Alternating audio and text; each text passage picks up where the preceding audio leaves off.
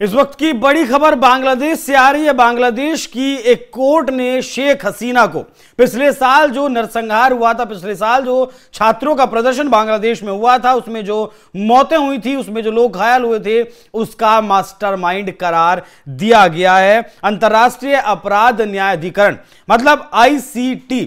अब बांग्लादेश में इस कोर्ट को नाम दिया गया है। मतलब ये अंतर्राष्ट्रीय कोर्ट नहीं है, ये बांग्लादेश में बनाई गई, बांग्लादेश के लिए बनाई गई कोर्ट है। मोहम्मद यूनुस ने इस कोर्ट को बनवाया है, जिसमें शेख हसीना के खिलाफ मुकदमा दर्ज करवाया गया था और कहा गया था कि जो भी हत्याएं या फिर जो भी मौतें प्रदर्शन को रोकने के लिए हुई, वो सब गृह मंत्री और सेना के साथ मिलकर शेख हसीना ने उसका आदेश दिया था। एक साल से यह मुकदमा इस कोर्ट में चल रहा था।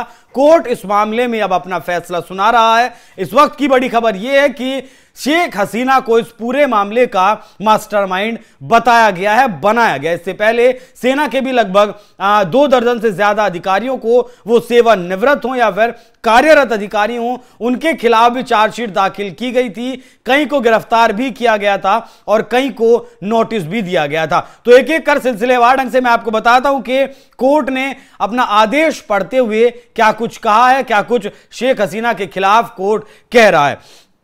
सबसे पहले तो बात इस मामले में करें तो कोर्ट में 54 गवाहों ने अपनी गवाही पेश की। कहा गया कि संख्या कम नहीं है और कोर्ट ने इसमें कहा कि हमने देश भर से आए सबूतों को देखा, अलग अलग सोर्स से मिले सबूतों को देखा गया, यूनाइटेड नेशंस की एजेंसी की रिपोर्ट पर भी हमने गौर किया और पाया कि शेख हसीना और गृह मंत्री के आदेश पर ही मानवता के खिलाफ अपराध किए गए हैं। कोर्ट में नहीं आना यह साबित करता है कि शेख हसीना दोषी हैं, यह कोर्ट ने कहा। इससे पहले उन्होंने कहा कि शेख हसीना स्थिति को संभालने और हिंसा को रोकने की अपनी जिम्मेदारी निभाने में विफल रही। तथ्यों से पता चलता है कि IGP भी दोषी हो सकते हैं। कोर्ट ने यह भी कहा कि गृह मंत्री के आवास पर 19 जुलाई से लगातार बैठक हुई, जिसमें छात्र आंदोलन को दबाने का आदेश दिया गया। शेख हसीना ने एक कोर कमेटी को प्रदर्शनकारियों को निशाना बनाने के निर्देश दिए, जबकि आवामी लीग समर्थकों ने प्रदर्शनकारियों को सक्रिय रूप से परेशान किया। अदालत ने IGP से पूछताछ की और उन्होंने इस कृत्य में अपनी संलिप्तता स्वीकार की है। पुलिस चीफ के साथ मिलकर, गृह मंत्री के साथ मिलकर कोर्ट का ऐसा कहना है कि शेख हसीना ने इस आंदोलन को दबाने की कोशिश की और आंदोलन को दबाने के लिए जिस तरीके का इस्तेमाल किया गया वो तरीका नरसंहार करने वाला था, ऐसा यूनुस सरकार की तरफ से कहा गया और कोर्ट की तरफ से भी फिलहाल यही कहा गया। कहा यह भी गया कि लाशों को गायब करवा दिया गया।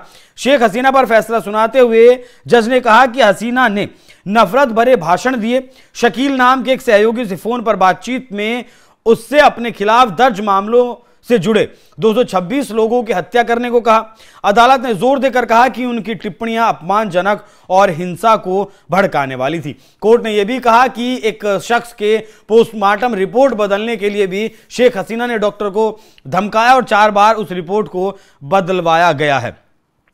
शेख हसीना के खिलाफ फिलहाल अब तक यह फैसला सुनाया गया है। विशेष अदालत अपना फैसला सुना रही है। इसका लाइव टीवी प्रसारण बांग्लादेश में किया जा रहा है। इसे देखते हुए सुरक्षा व्यवस्था भी कड़ी की गई है। राजधानी ढाका में पुलिस को हिंसक प्रदर्शनकारियों पर सीधा गोली चलाने के आदेश दिए गए हैं। शेख हसीना के घर पर भी बुलडोजर चलेगा, ऐसा कहा जा रहा है।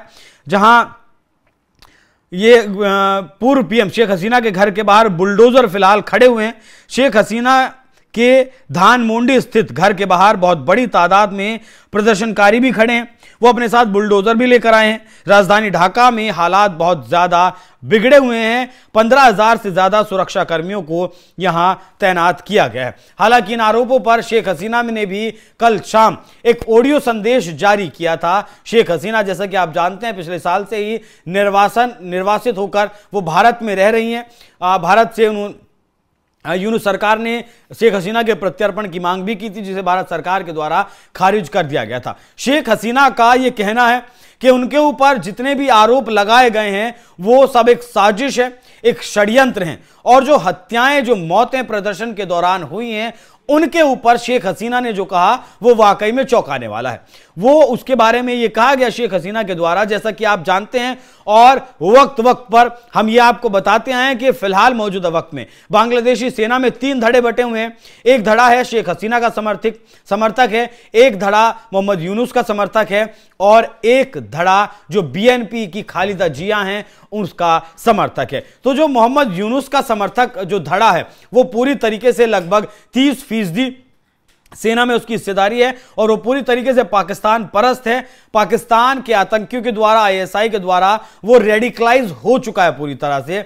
और शेख हसीना ने दावा किया है कि सेना में जो अधिकारी मोहम्मद यूनुस के समर्थक रहे हैं उन्होंने साजिश कर लोगों पर गोलियां चलवाई। इन हत्याओं का, इन मौतों का जो जिम्मेदार है वो सेना का वो धड़ा है जिसने मोहम्मद यूनुस के समर्थन के आदेश पर गोलियां चलाई हैं। साथ ही ये अपनी सफाई में कहा गया है बांग्लादेश की हिंसा में 1400 लोग मारे गए थे, 2400 से ज्यादा लोग घायल भी इसमें हुए थे। बांग्लादेश में ट्राइब्यूनल के जज ने बताया कि जुलाई अगस्त में जो प्रदर्शन हुआ उसमें 1400 लोग मारे गए, 2400 लोग घायल हुए।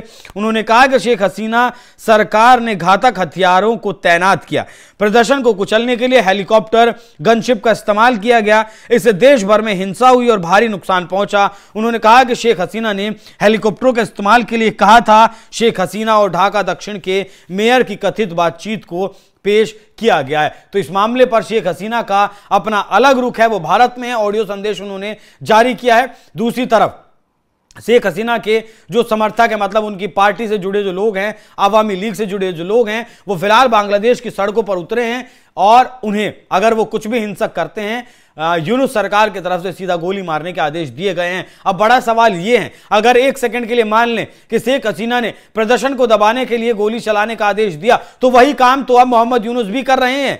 जो प्रदर्शन करेगा उसके खिलाफ सीधा गोली मारने का उसे आदेश दे रहे हैं। मतलब अगर आप सरकार में हैं तो आप सब कुछ सही कर रहे हैं। फिलहाल आप इस मामले पर सुनिए भारत के वरिष्ठ वकील एपी सिंह ने इस मसले पर क्या कुछ कहा।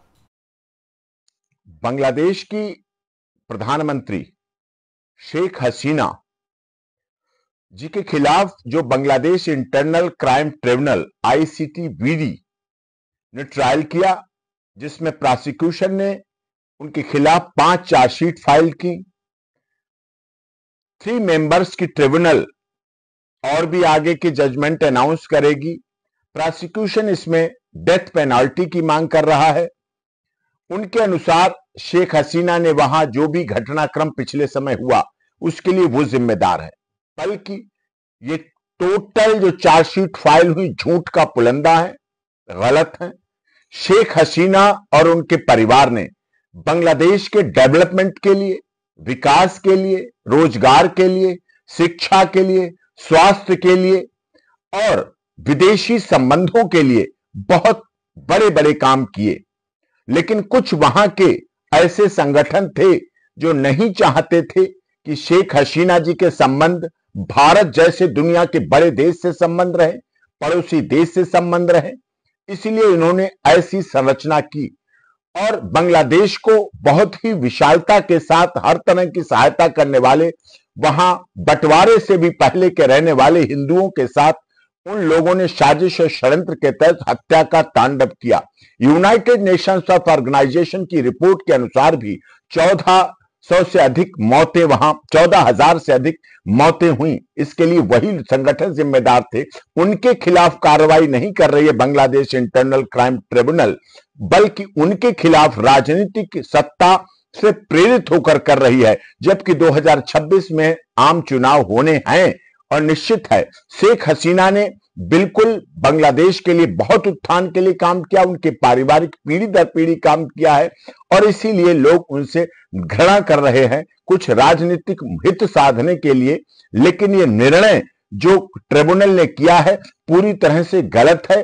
इस पर अंतरराष्ट्रीय इंटरनेशनल कोर्ट ऑफ जस्टिस और भारत को भी, भारत सरकार को भी अपनी पहल को रखकर उनको प्रोटेक्शन भी देना चाहिए, न्यायिक लड़ाई में भाग भी लेना चाहिए और उन संगठनों को पर्दाफाश होना चाहिए जिन्होंने बांग्लादेश में रह रहे हिंदू परिवार जिन्होंने बांग्लादेश के विकास के लिए काम किया, इस्कॉन जैसे टेंपल को ध्वस्त करने, बर्बाद करने, वहां के लोगों के साथ, गलत करने वालों के साथ जो किया, उनके खिलाफ एक्शन हो और शेख हसीना जी को न्याय मिले। In the interest of justice, access to justice for all की पराकाष्ठा आज शेख हसीना को भी जरूरत है।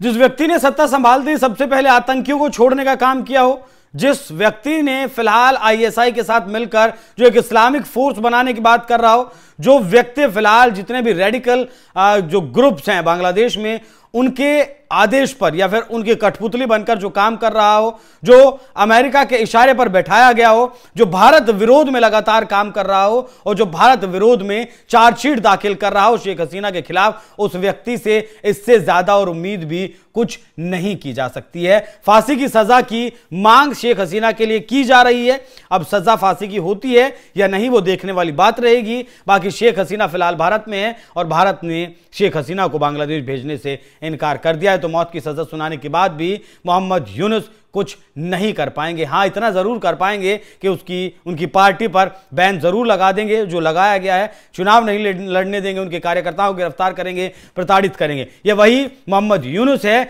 जिन्होंने एक इंटरव्यू में यह कहा कि बांग्लादेश में हिंदुओं पर हो रहे अत्याचार खत्म हो जाएंगे, बंद हो जाएंगे, अगर बांग्लादेश का हिंदू यह कहना छोड़ दे कि वो हिंदू है। अब हिंदू खुद को हिंदू नहीं कहेगा तो क्या मुसलमान कहेगा? यह दिखाता है कि इस मानसिकता की तरफ मोहम्मद यूनुस बढ़ रहे हैं। किस तरीके से बांग्लादेश में हिंदुओं की संख्या घटी है, किस तरीके से उनका धर्मांतरण करवाया गया, जो धर्मांतरित नहीं हुआ उसे उसकी जान से हाथ धोना पड़ा। तो मोहम्मद यूनुस फिलहाल बांग्लादेश को बहुत गलत रास्ते पर लेकर जा रहे हैं। इसका अंजाम क्या भुगतते हैं मोहम्मद यूनुस, वो देखने वाली बात रहेगी। बाकी जिस तरीके से इन हत्याओं का मास्टरमाइंड करार दिया गया शेख हसीना को, उस पर आप लोग क्या सोचते हैं? अपनी राय कमेंट बॉक्स में जरूर बताइएगा। नमस्कार।